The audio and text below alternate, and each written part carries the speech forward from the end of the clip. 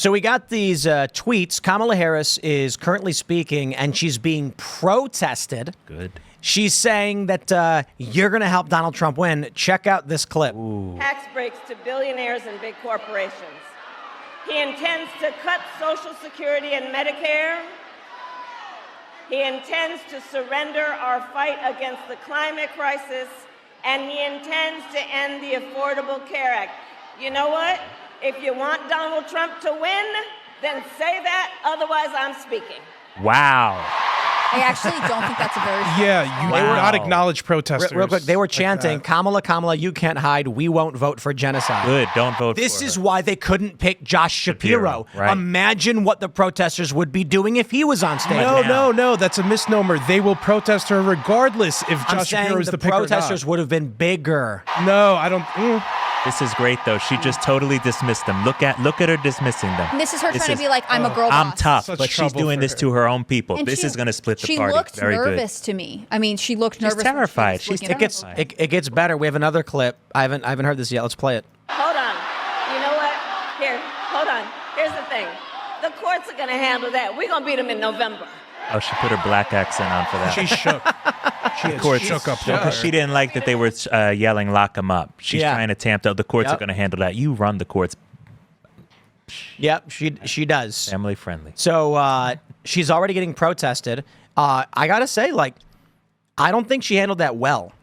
No, it's gonna blow back on her because you just dismissed the concerns of your pro-Gaza people, and that's gonna hurt her. We need to make sure we throw that in their faces so they remember Kamala does not care about your concerns with the Israel-Gaza war. Throw that in their faces over and over. We gotta just fight with anything we got. I don't think the strategy of the right is to try and act like the left because, and I only clarify this.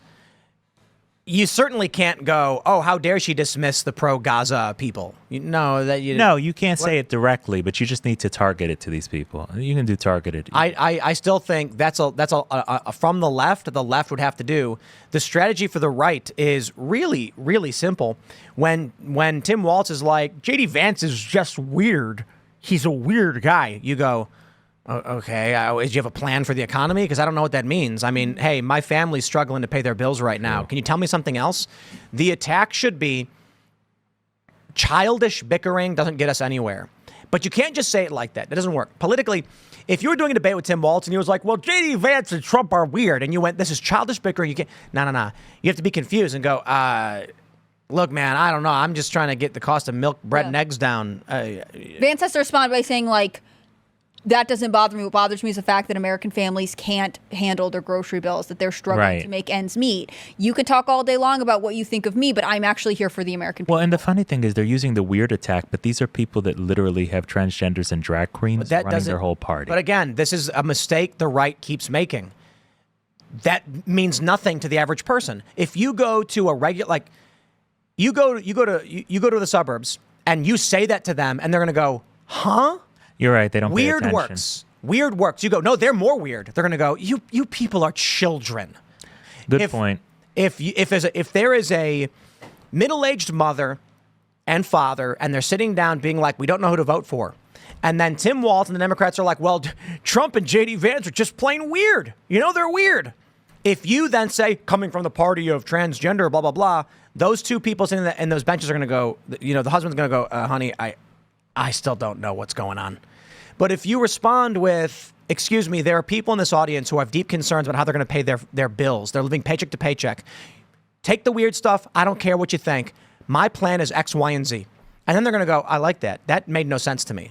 Mm-hmm. These personal attacks, like Tampon Tim, doesn't mean anything to the voters. Democrats, let me stress this. Kamala has no campaign positions. None.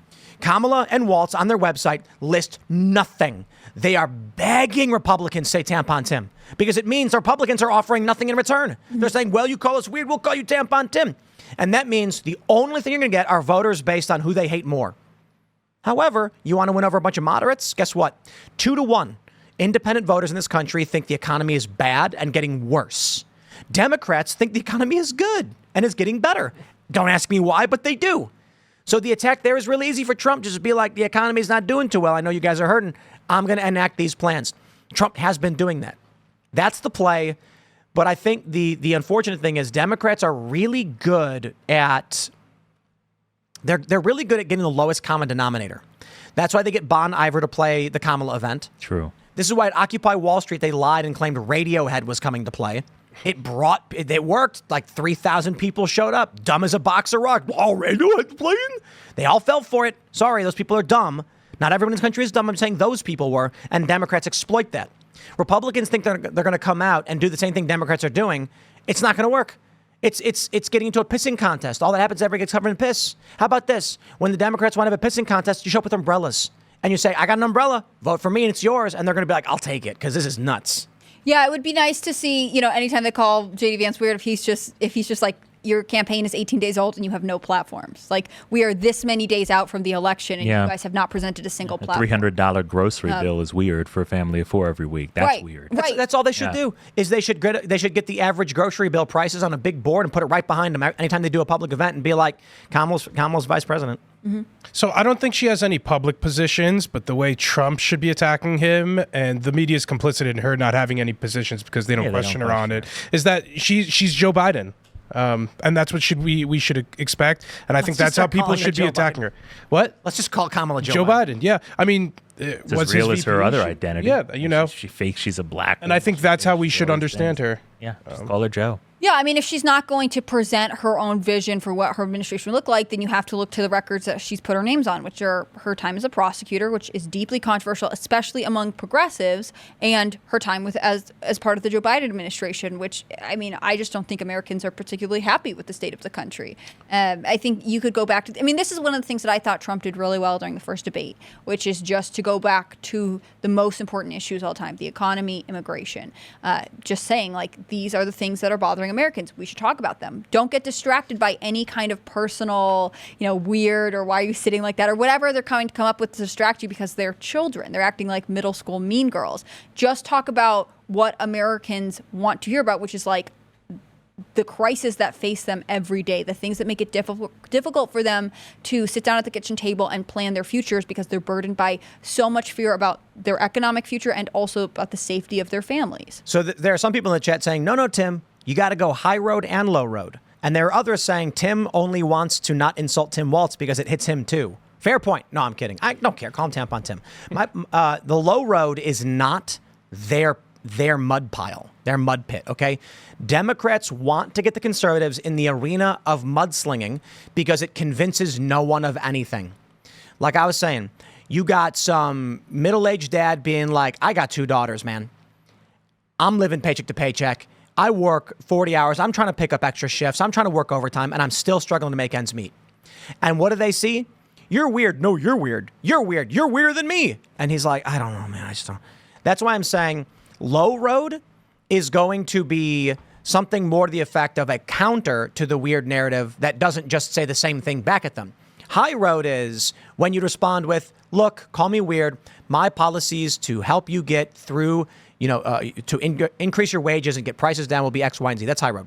Low road would be more like, you're calling me weird? You're the guy who did X, Y, and Z and did this thing and that thing and bad thing, and you're the reason this guy can't pay his bills. You want to go low. You want him below the belt.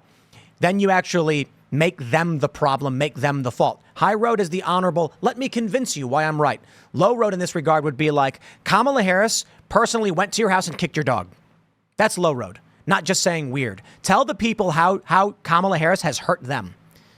Just make it all their fault. There you go. That's I think low road is when you purposefully spread and elevate misinformation about other candidates. Oh, no, that's evil road. I mean, that's what the Democrats are really doing with J.D. Vance and the couch stuff, because a lot of the weird...